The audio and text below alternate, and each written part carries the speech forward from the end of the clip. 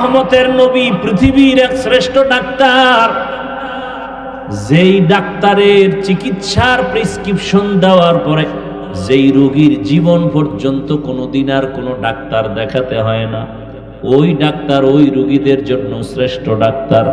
আমার নবী এমন শ্রেষ্ঠ ডাক্তার, কিয়ামত পর্যন্ত এই জমিনে যত রোগী আসবে সব রোগীদের জন্য ঔষধ দিয়েছেন আমার নবীর প্রেসক্রিপশন। কিয়ামত পর্যন্ত আর কোনো নবীও লাগবে না, গোলাম আহমদ কাদিয়ানী লাগবে না। এই জমিনে কিয়ামত পর্যন্ত যত রোগ মানুষ তোমার হবে, সব রোগীদের রোগের একটাই ঔষধ, রাহমাতুল লিল আলামিনের আদর্শ।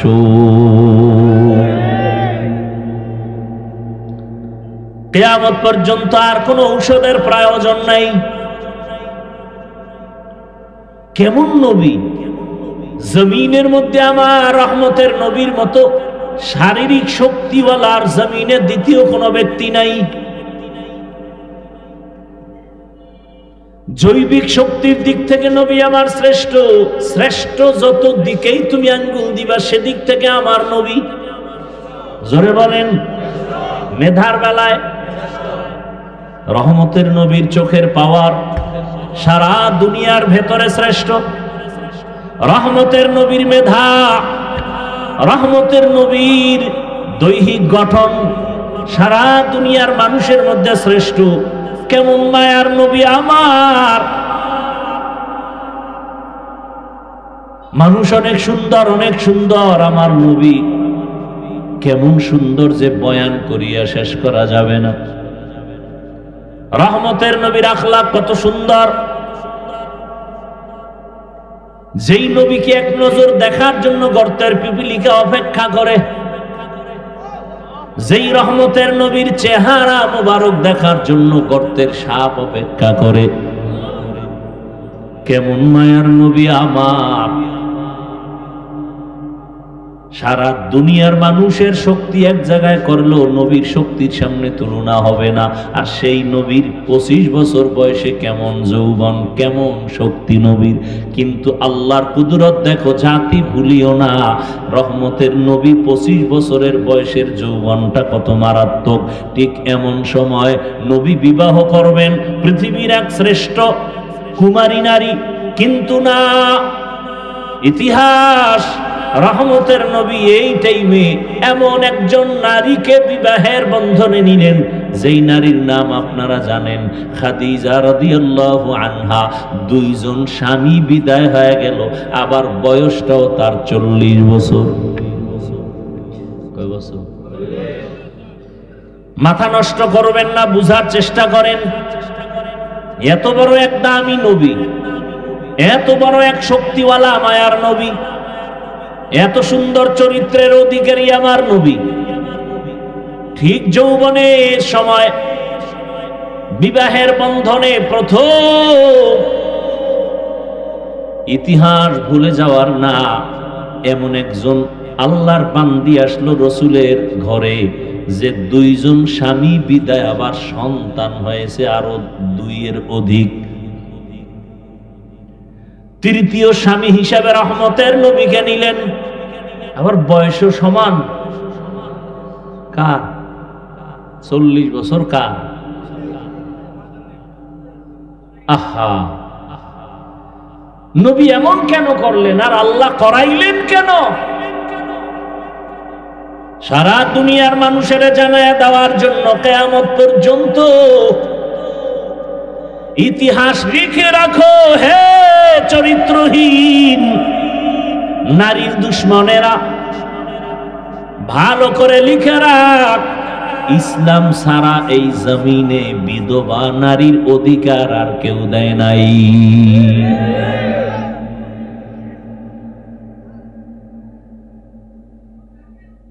প্রত্যেকটা সাইড।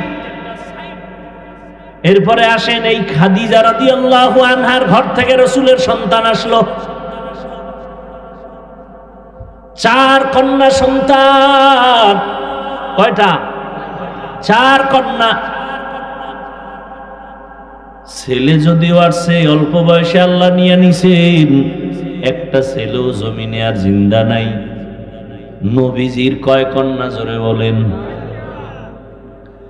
4 কন্যা। পৃথিবীর শ্রেষ্ঠ রহমতের নবী আমার, তার কন্যা 4। সারা দুনিয়ার মানুষকে জানায় দিল তোমরা নারী পছন্দ করো না, অথচ ইসলামের মহানায়ক, সৃষ্টির শ্রেষ্ঠ ব্যক্তি, রহমতের নবী, তার একটা ছেলেও নাই, তার 4 কন্যা। যখন ছেলে হয়ে মরে গেল, আরবের বেঈমানেরা হাসি দিয়া রসুলের গালি দিয়া কয় মুহাম্মদের ছেলে নাই, বংশ রক্ষা হবে না, মুহাম্মদের নাম এ জমিনে কেউ নিবে না। কিন্তু 4 কন্যা আল্লাহ দিলেন।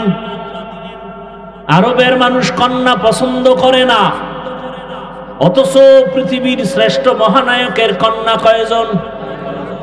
এবং ভবিষ্যৎবাণী করে গেলেন, দুনিয়ার সন্তানের বাবারা, মায়েরা লিখে রাখো, যে একটা কন্যার বাবা হইবা একটা জান্নাতের মালিক হয়ে যাইবা। যেই মা বাবা 2টা কন্যা সন্তান পেয়েছো, তুমি 2টা জান্নাতের মালিক। যে 3টা কন্যা পেয়েছো, 3টা জান্নাতের মালিক। যে 4 কন্যা পেয়েছো, 4টা জান্নাতের মালিক হয়ে গেছো। একজন ছেলেও নাই।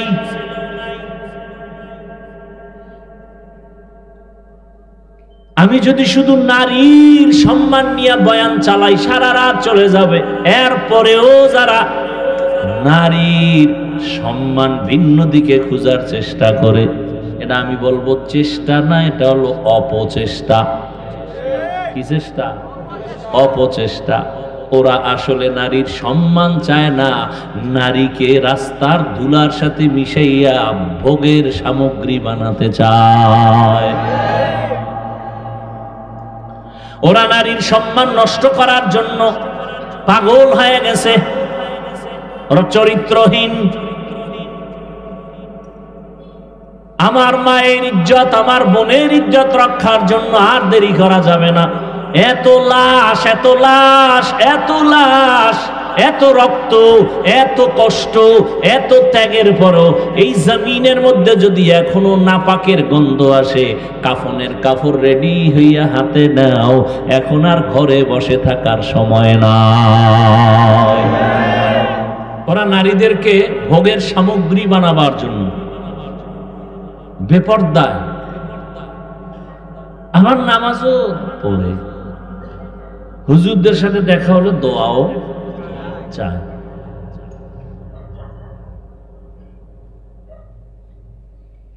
কি বয়ান শুনবেন? কত আল্লাহর বান্দার এখানে বয়ান শুনতে আসছেন, আজকে ফজর পড়েন নাই, জোহর পড়েন নাই, আসর পড়েন নাই, মাগরিব পড়েন নাই, এশা পড়েন নাই। জিজ্ঞাসা করলে বলবেন নামাজ পড়া লাগবে নি, সবাই বলবে হ্যাঁ লাগবে। সপ্তাহে 2-1 দিন তো না, প্রতিদিন। ফাঁকে ফাঁকে ছেড়ে দেওয়ার সুযোগ আছে তো? বলে আপনি কি ইমানদার না অন্য কিছু? অথচ নামাজ নাই।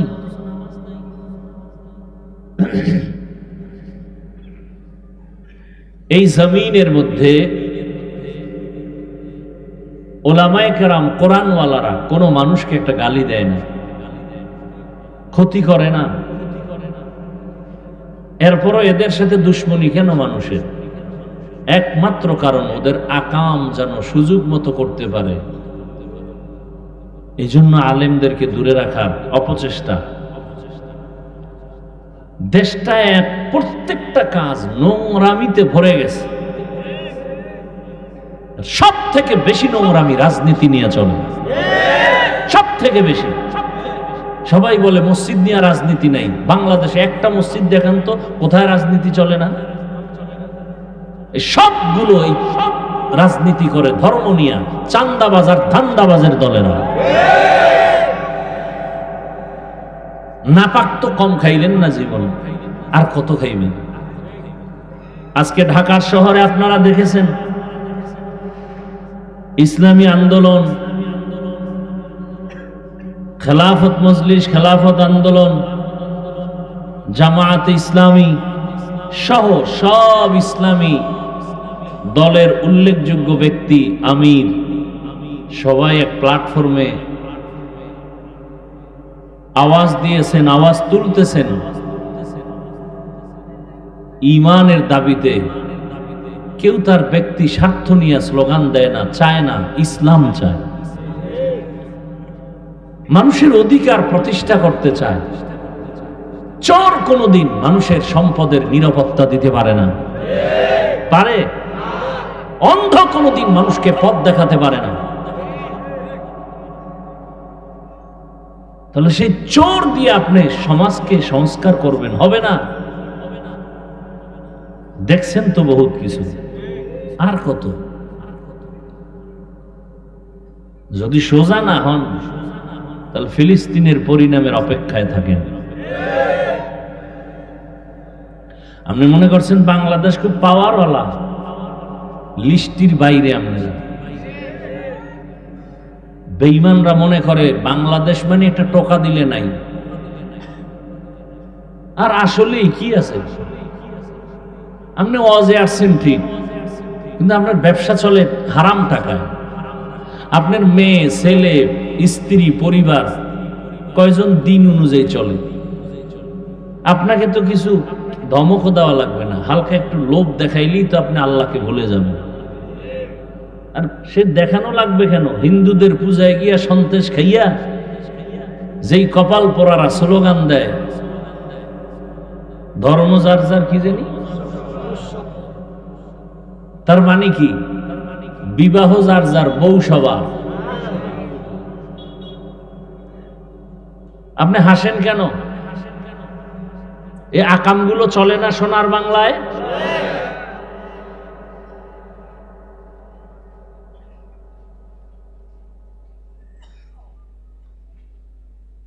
সংক্ষেপে দুই চারটি কথা বলবো শুধু রাসূলের আদর্শের উপরে। পৃথিবীতে যত ধর্ম আছে আল্লাহর দেওয়া আর মানুষের বানানো, কোন ধর্মে নারীর সম্মান দেয়নি, শুধু আল্লাহ ইসলাম দিয়ে দিয়েছে। বলেন আল্লাহর দেওয়া ধর্ম ইসলাম, আল্লাহর দেয়া ধর্মের নাম ইসলাম। হ্যাঁ, আল্লাহর দেয়া ধর্ম ইসলাম তো আছে, এর আগে ঈসা নবীর ধর্ম, মুসা নবীর ধর্ম, এই যে আরো কিছু ছিল। ইসলাম ছাড়া নারীর সম্মান, মর্যাদা আর পৃথিবীতে কেউ দেয় নাই, সবাই জুলুম করেছে। এখন জুলুম কোনটা আর ভালো কোনটা এটা বুঝারও তো মেধা নাই। চোখ নষ্ট, খায় না পাক, মেধাও নষ্ট। আমি প্রায় সময় বলি, বাংলাদেশে যত বড় ভিআইপি তত বড় সুদখোর, তত বড় মদখোর। মদ না পান করলে, সুদ না খাইলে ভিআইপি হওয়া যায় না।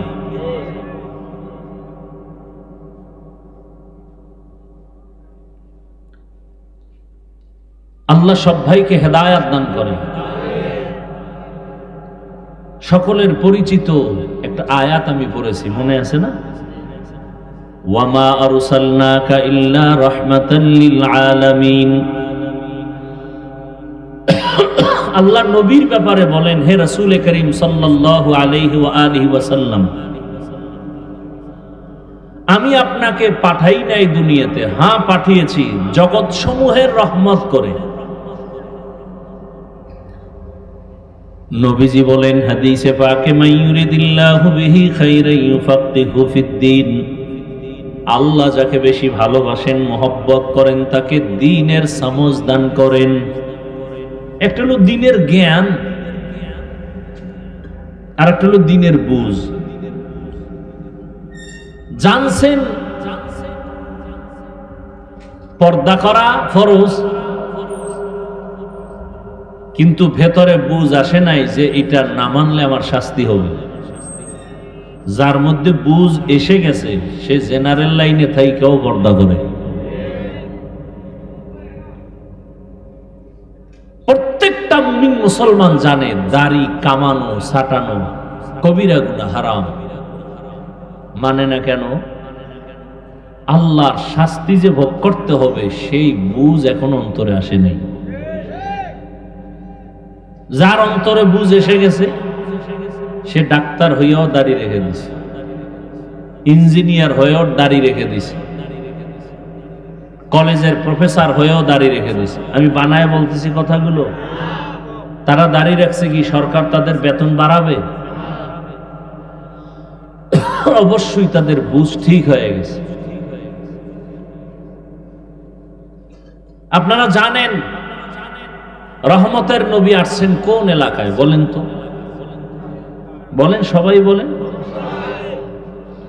নবীজি যখন আসতেছিলেন এর আগ মুহূর্ত মক্কার জমিনটা ছিল কঠিন এক হালাত। অহরহ জেনা, বেবিচার। কতটা খারাপ? নারী পুরুষ উলঙ্গ হয়ে বাইতুল্লাহ তাওয়াফ করে। বাইতুল্লাহ কেমন বাইতুল্লাহ? যার দিকে শুধু তাকায় থাকলেই গুনাহ মাফ। শুধু তাকায় থাকবেন, দেখবেন, কিছু বলবেন না, অটোমেটিক গুনাহ মাফ। কেমন বাইতুল্লাহ? যে বাইতুল্লাহর দিকে তাকাইয়া প্রথম নজরে যা চাইবে আল্লাহর কাছে আল্লাহ তাই দিবেন।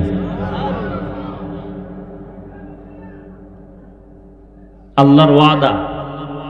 কেমন বাইতুল্লাহ? যেই বাইতুল্লাহর সীমানা আপনারা যারা গেছেন বা যান নাই ছবিতে দেখছেন, যে ঘরটা দেখেন এতটুকু না, কিন্তু অনেক বিশাল। বাইতুল্লাহর ওই ঘর থেকে চারদিকে বহু দূর তার এরিয়া, অনেক দূর। হোটেল পার হয়ে আরো রাস্তাঘাট পার হয়ে বহু দূরে বাইতুল্লাহর এরিয়া। ঠিক বাইতুল্লাহর যতটুকু এরিয়া দেওয়া আছে এই এরিয়ায় ঢুকেই যদি বলে আল্লাহ একবার, 1,00,000 বার আল্লাহ বলার সওয়াব। একবার যদি বলে সুবহানাল্লাহ, 1,00,000 বার সুবহানাল্লাহ বলার সওয়াব।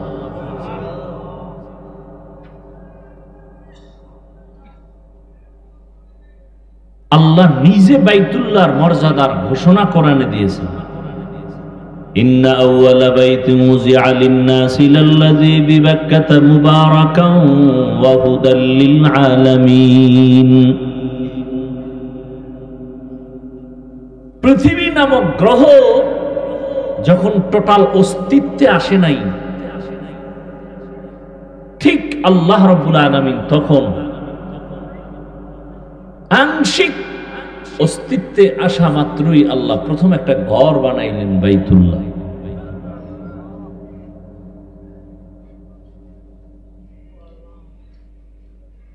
এই বাইতুল্লাহ এমন একটা ঘর। আপনাদের এই মসজিদ কার ঘর? জোরে বলেন। বাইতুল্লাহ কার ঘর? এদের দিকে তাকাইলে সওয়াব হবে? এখানে বসে একবার আল্লাহ কইলে 1,00,000 পাবেন? এটাও আল্লাহর ঘর, সেটাও ব্যবধান আছে না নাই? তাহলে এই যে মসজিদের পাশে কোনো বাড়ি আছে? বলেন না কেন? আছে। মসজিদ থেকে দূরে একটা বাড়ি আছে। আচ্ছা ধরে নেন এটা তো বাজার, মসজিদের পাশে দোকান আছে না? আর দূরেও দোকান আছে। ওই দোকানওয়ালা যতটুকু অপরাধ করে তুলনামূলক মসজিদের পাশের দোকানওয়ালা কি ওর থেকে বেশি করবে অন্যায় না কম? কেন? মসজিদ। এই কারণে যে ও জান্নাত পাইবে বিষয়টা এমন না। তাহলে বোঝা গেল আল্লাহর ঘরের একটা সম্মান। দূরের লোকটা অন্যায় যাই করে মসজিদের পাশের লোকটা ওই পরিমাণ করে না, সামান্য হলো ভয় আছে। তাহলে সারা দুনিয়ার মানুষ খারাপ হলেও বাইতুল্লাহর পাশের মানুষগুলো তো একটু ভালো হওয়ার, অথচ পৃথিবীর মধ্যে নিকৃষ্ট খারাপ হলো বাইতুল্লাহর পাশের মানুষ, মক্কার মানুষ। ওই যে বললাম বাইতুল্লাহ তাওয়াফ করে নারী আর পুরুষ উলঙ্গ। কোন পশু জবে করে রক্তগুলো বাইতুল্লাহর দেওয়ালে মাখায় এই নিয়তে যে দেওয়ালে রক্ত মাখলে আমার কোরবানি কবুল। বিয়ে শাদী নাই, অবাধে চলতেছে। ইতিহাস ভুলে যাবেন না। একটা জাতিকে ধ্বংস করার জন্য তার ইতিহাসকে ভুলিয়ে দেওয়াটা বড় একটা থিম। ইতিহাস ভুলবেন না। মুসলমানের ইতিহাস জাগ্রত ইতিহাস, মুসলমানের ইতিহাস বিজয়ের ইতিহাস। মুসলমানকে দমাতে না পারার বড় একটা কারণ এদের ইতিহাস আগুনের ইতিহাস।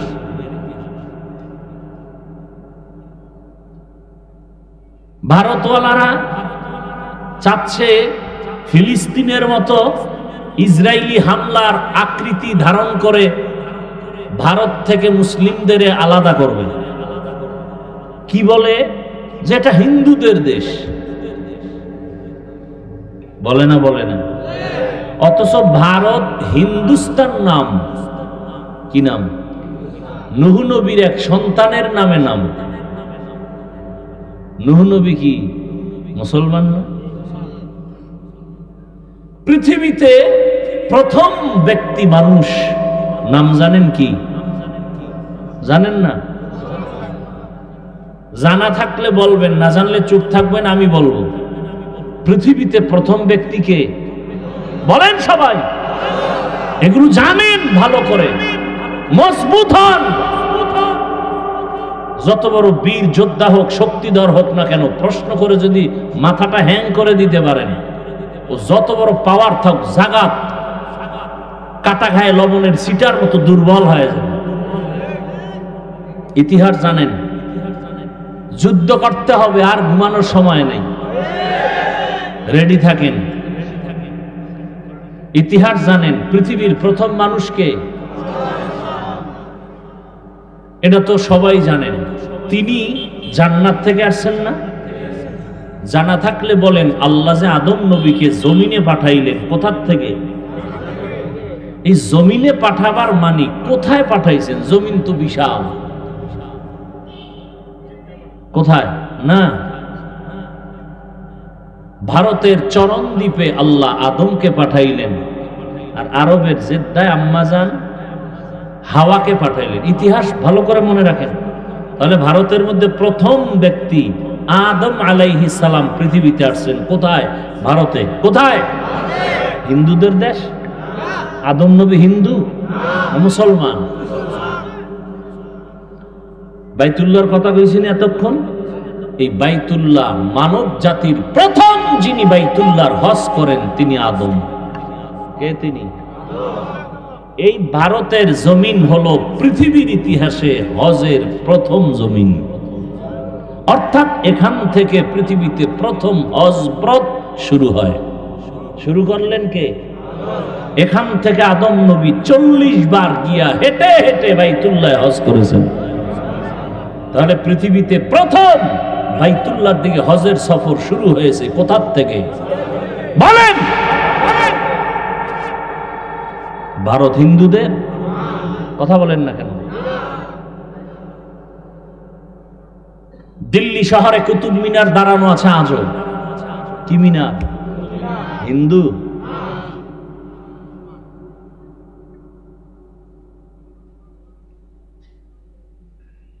মোগলদের ইতিহাস ভুলে গেলে চলবে না। এই ইতিহাসগুলো পড়েন। বই কিনবেন না, মোবাইলে সার্চ দেন। মোগল সম্রাট কারা? বাদশাহ শাহজাহান। তাজমহল আসেনি ভারতে? হিন্দুদের। কি আজীব কথা। ইতিহাস আমরা নিয়ে গবেষণা করি না, এক গজবের মোবাইল দিয়া সব ধ্বংস।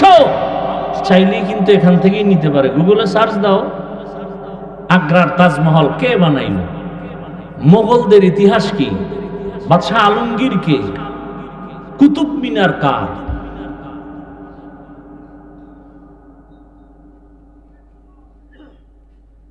ইতিহাস। স্পেন জমিন আজকে আজান বন্ধ, অথচ সেই 800 বছর স্পেন জমিন শাসন করেছেন লাগাতার মুসলমান।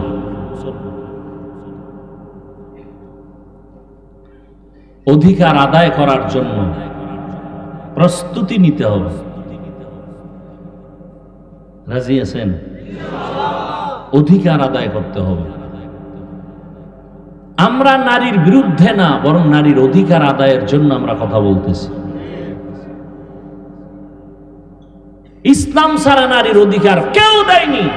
যারা বলে দেয় নাই, ইসলাম দেয় নাই, ওরা এই জমিনের চরিত্রহীন, ওরা নারীর দুশ্মন। হিন্দুদের ধর্মের কিতাবগুলো খুঁজেন, নারীদের উপরে জুলুম। খ্রিস্টানদের ধর্মের কিতাব খুঁজেন, নারীদের উপরে জুলুম। ইহুদিদের ধর্মের কিতাব খুঁজেন, নারীদের উপরে জুলুম। একমাত্র ইসলাম নারীর উপরে ইনসাফ শুধু না, এহসান করেছে।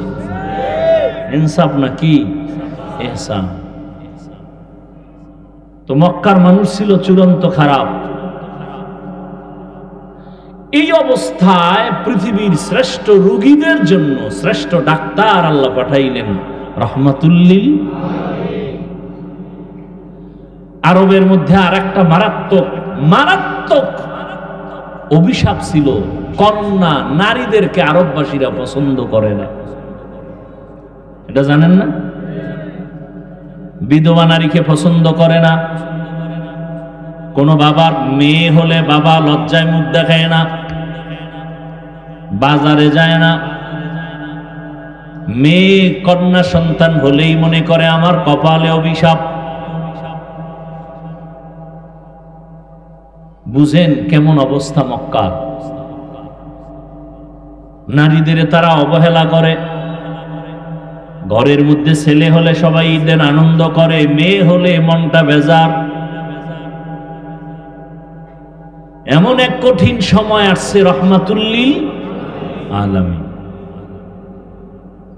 ইমামুল আউয়ালিন আল আখিরিন বাহরে সাদকা রাহমাতাল লিল আলামিন। রহমতের নবী মক্কা নগরীতে এমন এক হালাতে আসলেন যেই সময় নারীদেরকে সমাজের সবাই অবহেলা করে। রহমতের নবী আসছেন। কেমন এক নবী আমার এক মিনিটে বলি বুঝার। ওই যে শুরুতেই বলেছে মাওলায় বুঝ না দিলে কি উপায়। আল্লাহ যদি বুঝ না দেন, বুঝার চেষ্টাও না করেন, আমি হাফিজুর রহমান কেন রহমতের নবীও যদি বয়ান করে, আবু জাহালের মতো বেঈমানের বুঝও ঠিক হয় না। গরবা সুরত আদমি ইনসাবুদে আহমদ বু জাহলো হামেক সাবুদে আদমিরা আদমিয়ত লাজমাস উদরাগর বুনা বাশুদ হি জামাস। রহমতের নবী মক্কা নগরীতে আসলেন যেই সমাজের মানুষগুলো কন্যা পছন্দ করে না।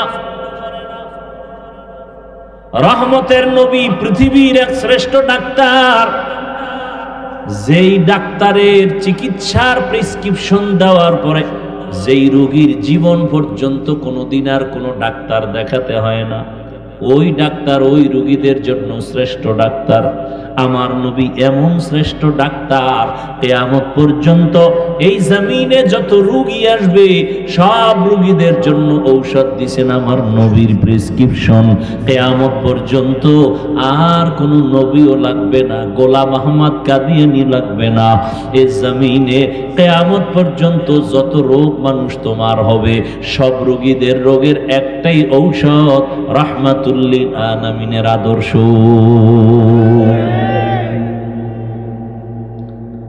কিয়ামত পর্যন্ত আর কোন ঔষধের প্রয়োজন নাই। কেমন নবী!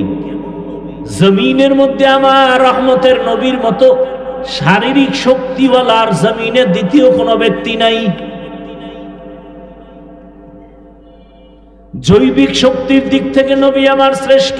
শ্রেষ্ঠ যত দিকেই তুমি আঙ্গুল দিবা সেদিক থেকে আমার নবী। জোরে বলেন। মেধার বেলায় রহমতের নবীর চোখের পাওয়ার সারা দুনিয়ার ভেতরে শ্রেষ্ঠ। রহমতের নবীর মেধা, রহমতের নবীর দৈহিক গঠন সারা দুনিয়ার মানুষের মধ্যে শ্রেষ্ঠ। কেমন মায়ার নবী আমার। মানুষ অনেক সুন্দর, আমার নবী কেমন সুন্দর যে বয়ান করিয়া শেষ করা যাবে না।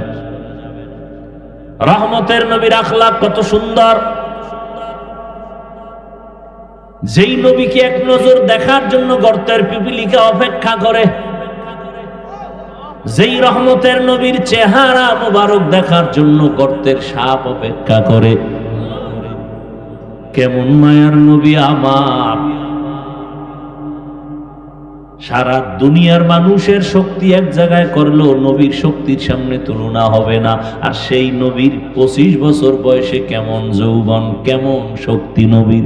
কিন্তু আল্লাহর কুদরত দেখো, জাতি ভুলিও না, রহমতের নবী 25 বছরের বয়সের যৌবনটা কত মারাত্মক। ঠিক এমন সময় নবী বিবাহ করবেন পৃথিবীর এক শ্রেষ্ঠ কুমারী নারী, কিন্তু না, ইতিহাস রহমতের নবী এই টাইমে এমন একজন নারীকে বিবাহের বন্ধনে নিলেন, যেই নারীর নাম আপনারা জানেন, খাদিজা রাদিয়াল্লাহু আনহা। 2 জন স্বামী বিদায় হয়ে গেল, আবার বয়সটাও তার 40 বছর। কয় বছর? মাথা নষ্ট করবেন না, বুঝার চেষ্টা করেন। এত বড় এক দামি নবী, এত বড় এক শক্তিওয়ালা মায়ার নবী, এত সুন্দর চরিত্রের অধিকারী আমার নবী, ঠিক যৌবনের সময় বিবাহের বন্ধনে প্রথম, ইতিহাস ভুলে যাওয়ার না, এমন একজন আল্লাহর বান্দি আসলো রসুলের ঘরে, যে 2 জন স্বামী বিদায়, আবার সন্তান হয়েছে আরো 2 এর অধিক। তৃতীয় স্বামী হিসাবে রহমতের নবীকে নিলেন, আবার বয়সও সমান।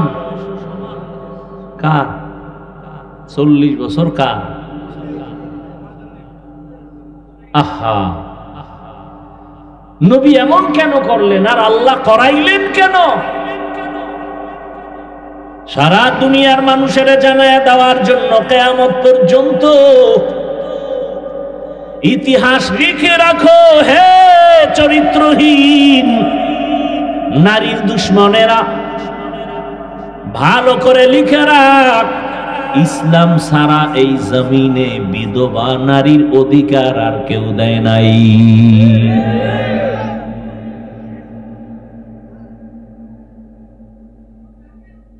প্রত্যেকটা সাইড। এরপরে আসেন এই খাদিজা রাদিয়াল্লাহু আনহার ঘর থেকে রাসূলের সন্তান আসলো। 4 কন্যা সন্তান। কয়টা? 4 কন্যা। ছেলে যদিও আসছে, অল্প বয়সে আল্লাহ নিয়ে নিছেন, একটা ছেলেও জমিনে আর জিন্দা নাই। নবীজির কয় কন্যা জোরে বলেন? 4 কন্যা। পৃথিবীর শ্রেষ্ঠ রহমতের নবী আমার, তার কন্যা 4। সারা দুনিয়ার মানুষকে জানায় দিল, তোমরা নারী পছন্দ করো না, অথচ ইসলামের মহানায়ক, সৃষ্টির শ্রেষ্ঠ ব্যক্তি, রহমতের নবী, তার একটা ছেলেও নাই, তার 4 কন্যা। যখন ছেলে হয়ে মরে গেল, আরবের বেঈমানেরা হাসি দিয়া রসুলের গালি দিয়া কয়, মুহাম্মদের ছেলে নাই, বংশ রক্ষা হবে না, মুহাম্মদের নাম এ জমিনে কেউ নিবে না। কিন্তু 4 কন্যা আল্লাহ দিলেন। আরবের মানুষ কন্যা পছন্দ করে না, অথচ পৃথিবীর শ্রেষ্ঠ মহানায়কের কন্যা কয়জন? এবং ভবিষ্যৎবাণী করে গেলেন, দুনিয়ার সন্তানের বাবারা, মায়েরা লিখে রাখো, যে একটা কন্যার বাবা হইবা, একটা জান্নাতের মালিক হয়ে যাইবা। যেই মা বাবা 2টা কন্যা সন্তান পেয়েছো, তুমি 2টা জান্নাতের মালিক। যে 3টা কন্যা পেয়েছো, 3টা জান্নাতের মালিক। যে 4 কন্যা পেয়েছো, 4টা জান্নাতের মালিক হয়ে গেছো। একজন ছেলেও নাই,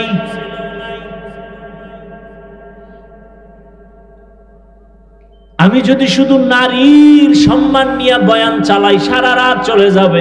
এরপরেও যারা নারীর সম্মান ভিন্ন দিকে খোঁজার চেষ্টা করে, এটা আমি বলবো চেষ্টা না, এটা হলো অপচেষ্টা।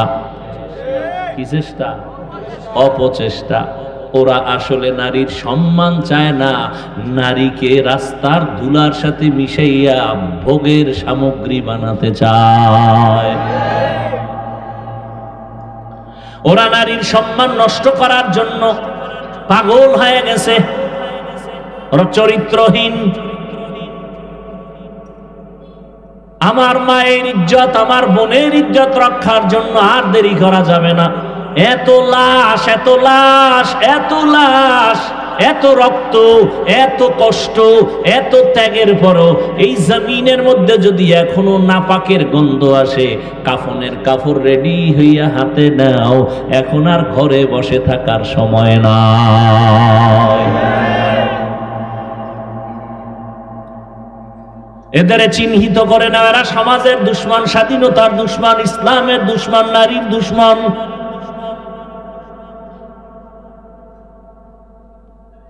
নারীর সম্মান বাস্তবে দেখতে চাইলে আফগানিস্তানে যাও।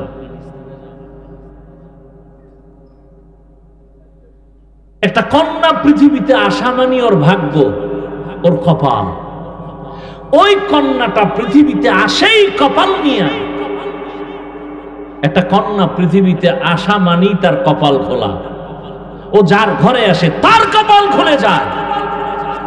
ও যেই বাবার ঔরসে আছে সেই বাবার কপাল খুলে যায়। ও যেই মায়ের গর্ভে আসে সে মায়ের কপাল খুলে যায়। কন্যা আসা মাত্রই রহমতের দরজাগুলো খুলে যায়।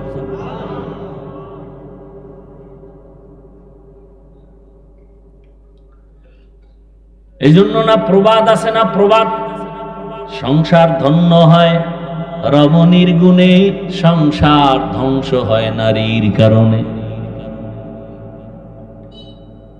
ইসলাম ছাড়া নারীর সম্মান অধিকার কেউ দিতে পারে নাই।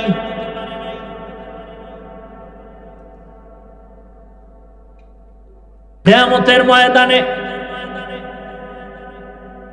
আল্লাহ যদি কোটি কোটি কোটি কোটি মানুষের সামনে, মানুষ থাকবে হাসরের ময়দানে উলঙ্গ, নারী পুরুষ সব কি? এই যে আপনারা একটা মাঠে বসে আছেন, জমিন, পুরা জমিনটাই হবে কিয়ামতের মাঠ। কিচ্ছু থাকবে না, সমতল জমিন হবে কিয়ামতের মাঠ। সিরিয়ার জমিন বা আরাফাতের ময়দান হবে আল্লাহর বিচারালয়, আদালত স্টেজ হবে আরাফাতের ময়দান। আল্লাহ যদি জিজ্ঞাসা করেন কিয়ামতের মাঠে, কোটি কোটি কোটি কোটি মানুষ, নবীরাও থাকবে, মুমিনেরাও থাকবে, বেঈমানেরাও থাকবে, আবু জাহাল থাকবে, ও ফেরাউন, সবাই থাকবে। ওই সময় যদি আল্লাহ জিজ্ঞাসা করেন আমার দ্বীনকে জিন্দা রাখার জন্য আমার কলিজার নবী রহমতুল্লিল আলামিনের হাতে প্রথমে কালেমা কে পড়েছো, দাঁড়াও, আমি আল্লাহ আজ হাসরের কঠিন সময় আমি নিজের হাতে তাকে পুরস্কার দিব। কথাগুলো মনে রাখেন। সেদিন একমাত্র আল্লাহর এই আওয়াজে লাব্বাইক বলার অধিকার সরমনের বিশ্বেও পাবে না, মুসা নবী পাবেন না। একজন নারী দাঁড়ায় যাবেন, কোন পুরুষ দাঁড়াতে পারবে না। কে দাঁড়াবে? একজন নারী দাঁড়ায় বলবেন, ও দয়ার মালিক,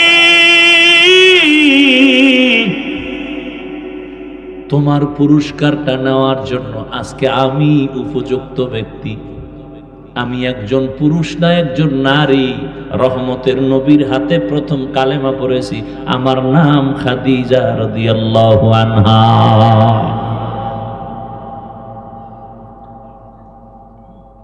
আমরা হুজুরেরা নারীর অসম্মান চাই, এটা কিভাবে বুঝাবো বলেন তো? আসলে যার চোখের চশমার আয়না কালো, তাকে কেমনে বুঝাবো বাতি সাদা? ও তো বলে জমিন বাতি সব কালো। যার নাকের ঘ্রাণ শক্তি দুর্বল, ওর কাছে পায়খানা আর আতর সমান।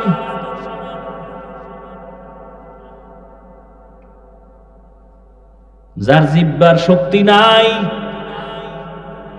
নাকের ঘ্রাণ শক্তি নাই, যার চোখের পাওয়ার নাই, ওর কাছে সাদা কালো সমান। যার বিবেক ঠিক নাই, মদ পান করে, দেখেন পাগল হয় না, খালি কি পান করছে? মদ পান কইরা কে মা কে বউ কে মাইয়া এসিলেন, শুধু একটু মদ পান করার কারণে বউরে মা কয়। এবার পুরো তার ছেড়া হইলে উপায় কি?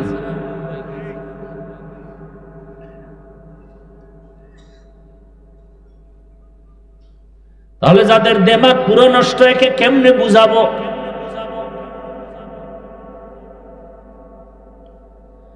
জমিনের মধ্যে নারীদের মতো বাদশা আর কেউ নাই। নারী দুনিয়াতে আসার পরে বিবাহের সিঁড়িতে ঢুকানো পর্যন্ত মা বাবা তার লালন পালন করবে, দায়িত্ব পালন করবে। স্বামীর ঘরে যখন যাবে, স্ত্রী হিসেবে স্বামী তার ভরণ পোষণের দায়িত্ব পালন করবে। প্রয়োজন হবে না, রোদের মধ্যে যাইয়া নারীর কষ্ট করতে হবে না। এরপরে যখন আবার বৃদ্ধা হয়ে যাবে, সন্তান মা হিসেবে তার দায়িত্ব পালন করবে।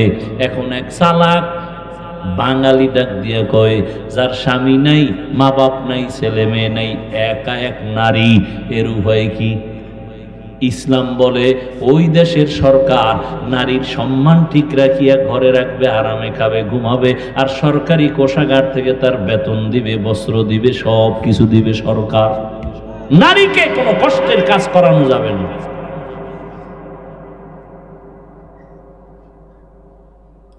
কিন্তু দুনিয়া সব উল্টা পাল্টা হয়ে গেছে, কিয়ামত তো হতে হবে। এই জন্য মুমিনের উপরে বিপদ। আপনি ঈমান নিয়ে চলবেন না, কোনো বিপদই নাই। আর ঈমান নিয়ে বাঁচতে চাইলে বিপদ আর বিপদ, চারদিকে বিপদ। চোখের বিপদ, হাতের বিপদ, খাইতে যাবেন বিপদ, গাড়িতে উঠবেন বিপদ। আজকে কত মা ধর্ষিতা হয়,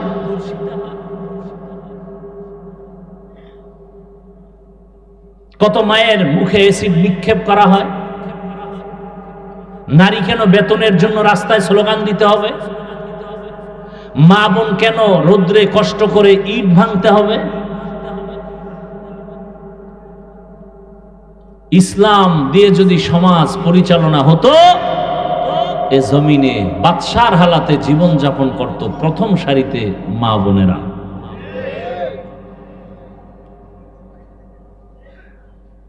কিন্তু চরিত্রহীন লম্পট যারা, এরা নারীদের এই অবস্থায় নিতে দিবে না। চরিত্র তাদের দুর্বল। রহমতের নবী আসলেন জমিনে মক্কা নগরীতে। নারীদের সম্মান পয়েন্টে পয়েন্টে আল্লাহ পাক নবীর মাধ্যমে স্থির করে দিলেন। বাবায় মরে যাবে, সম্পদ ভাগ করে ছেলে যা পাবে তার অর্ধেক নারী পাবে।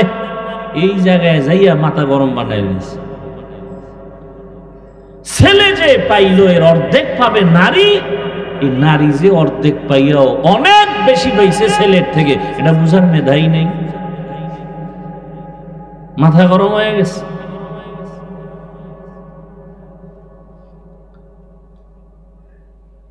কিয়ামতের ময়দানে রব্বুল আলামিন যদি জিজ্ঞাসা করেন আমার দ্বীনের জন্য বিনা হিসাবে জান্নাত পাওয়ার যত রাস্তা আছে, এর মধ্যে একটা সর্বোৎকৃষ্ট রাস্তা হলো শাহাদাতের রাস্তা।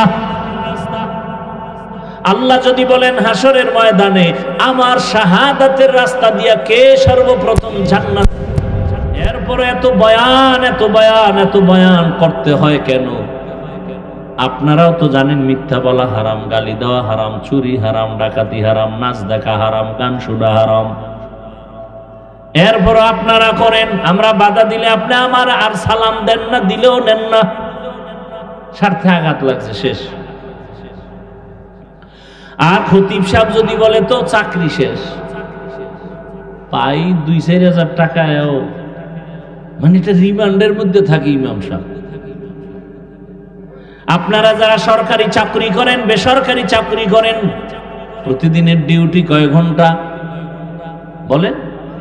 8 ঘন্টা ডিউটি, বেতন কত মাসে নিম্নে বলেন? প্রতিদিন 8 ঘন্টা ডিউটি, মাসে 20,000 টাকা নেন, আবার টেবিলের নিচে তো আরো কত মুক্তা টুকতা পান। মসজিদের ইমাম সাহেবের ডিউটি কয় ঘন্টা প্রতিদিন বলেন না কেন? বেতন কত? কয় হাজার? ঘুমের ভিতরে ঠাডা পড়া দরকার ছিল এই জাতির উপরে, শুধু মুহাম্মদের উম্মত হওয়ার কারণে আল্লাহ হেফাজত করছেন। রহমতের নবীর উম্মত হওয়ার কারণে আল্লাহ হেফাজত করেছেন। 24টা ঘন্টা ইমাম সাহেব ডিউটি করে, বেতন 5-6 হাজার, তাও ঠিক মতো দেয়া হয় না। আবার 2-1 ওয়াক্ত নামাজ যদি হুজুর না থাকে, রিক্সা ড্রাইভার দইরা জিগায় হুজুর গিয়েছিলেন কই? ইমাম কয় কে তুমি? আমি রিক্সা ড্রাইভার। এত পাওয়া? মাসে 5 টাকা বেতন দিই। এরকম বেয়াদব আছে না নাই? জিন্দেগি মে বন্দেগি তু করনা হে, जिंदगी में बंदगी तू करना है, जिंदगी बे बंदगी शर्मिंदा है, जिंदगी बे बंदगी शर्मिंदा है। यहाँ हम सब मुसाफिर दिल ना लगा, अहले दिल की नजर से रूह करता जा, शाह दौलत सब फकीर गर नेक ने है, शाह दौलत सब फकीर गर नेक ने है, जिंदगी में बंदगी तू करना है, जिंदगी बे बंदगी शर्मिंदा है, जिंदगी बे बंदगी शर्मिंदा है। এর এলাকার বাবারা, বৃদ্ধ বাবাজি, যুবক, পর্দার আড়ালের মা বোনেরা, এ জমিনে যত ভালো ভালো সন্তান আছে সব খবর নিয়ে দেখবেন মায়ের কারণে ভালো। গাছ ভালো হলে ফল ভালো, মা যদি ভালো হয় সন্তান ভালো। দুনিয়াতে যত ভালো সন্তান দেখেন, খোঁজ নিয়ে দেখবেন তার মায়ের আদর্শ ভালো হওয়ার কারণে সন্তানের আদর্শ ভালো। এসপি সাহেবের ব্যবহার ভালো, খোঁজ নিয়ে দেখবেন তার মায়ের আদর্শের কারণে।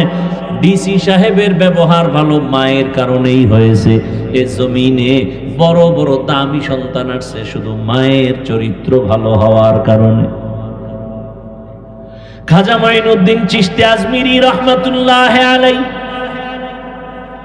মদিনাতুল মুনাওয়ারা থেকে ভারতের জমিনে আসছেন কালেমার দাওয়াত দেওয়ার জন্য।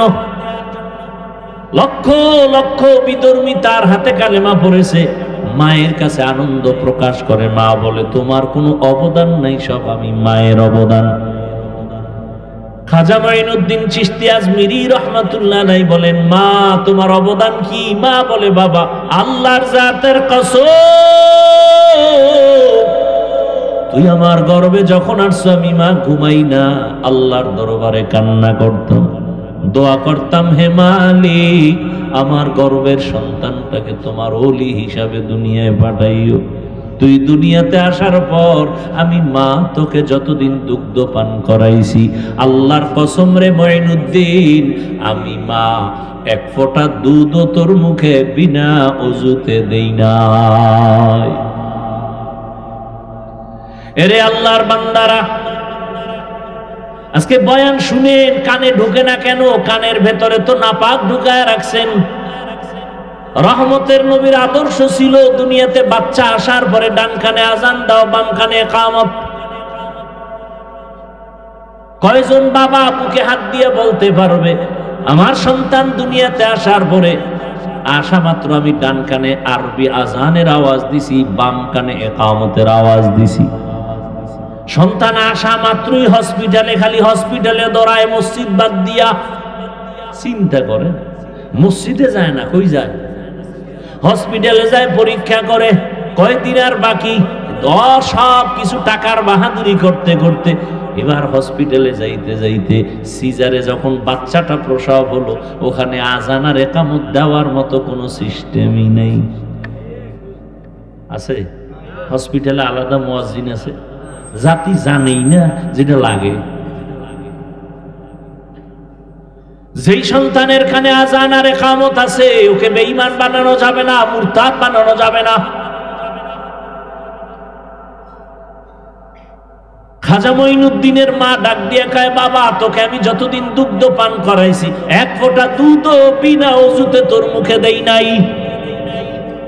এমন মায়ের সন্তান জগৎ বিখ্যাত কেন হবে না? এজন্য এখনো সময় আছে, তওবা করেন। কয়দিন আর বাহাদুরি করবেন? যারা ভালো চরিত্রবান হইয়া দুনিয়া থেকে চলে গেল, মানুষ তাদের এখনো স্মরণ করে, আর যাদের চরিত্র খারাপ এদের নাম কেউ মহব্বতে নেয় না। ও আমার যুবক বাবারা, তুমি স্কুলে পড়ো, কলেজে পড়ো, চাকরি করো, ব্যবসা করো, দোয়া করে গেলাম। ডাক্তার হও, ইঞ্জিনিয়ার হও, প্রফেসর হও, তুমি একজন সাংবাদিক হও, তবে একটাই অনুরোধ সারা দেশে করি, আজও করি, বেয়াদব হইও না। তোমার আচরণে কোনোদিন মা বাবা, শিক্ষক, ওলামায়ে কেরাম, মুরব্বীরা যেন কষ্ট না পায়।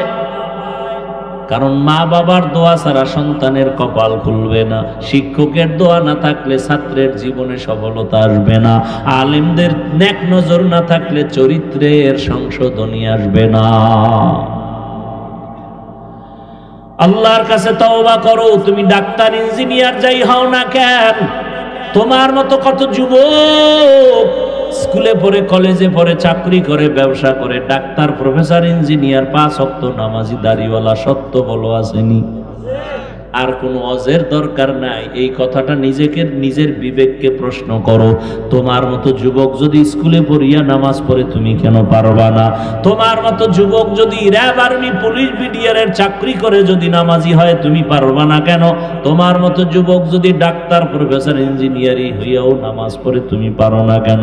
তোমার মতো যুবক রাস্তায় গাড়ি চালায়, কৃষি কাজ করে, নদীর মধ্যে মাছ ধরে, নামাজ পড়ে, তুমি কেন পারবা না? এখনো সময় আছে, তওবা করে নাও।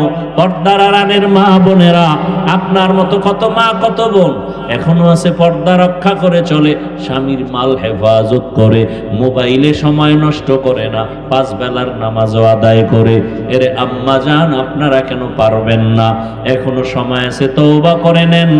জীবনটাকে ধন্য করে একটা ভালো সন্তানের মা হইয়া কবরে যাবেন। আপনার জীবনটা দুনিয়ায় ধন্য, আখিরাতেও ধন্য। এরে মুরব্বীরা, আপনার মতো কত বুড়ারা মসজিদে গিয়া নামাজ আদায় করে, আপনারা কেন পারবেন না? আল্লাহর কাছে তওবা করেন, মরিয়া গেল আর গুনাহ করবেন না। ও যুবকরা, তওবা করে নাও, আর নামাজ ছাড়বা না, বেপরদায় চলবা না, মা বাবারে কষ্ট দিবা না, শিক্ষকের দোয়া নিয়া, ওলামায়ে কেরামের পরামর্শ নিয়ে নবীর আদর্শে চলবো। আল্লাহ পাক সবাইকে খাঁটি তওবাওয়ালা জিন্দেগি দান করেন, আমিন।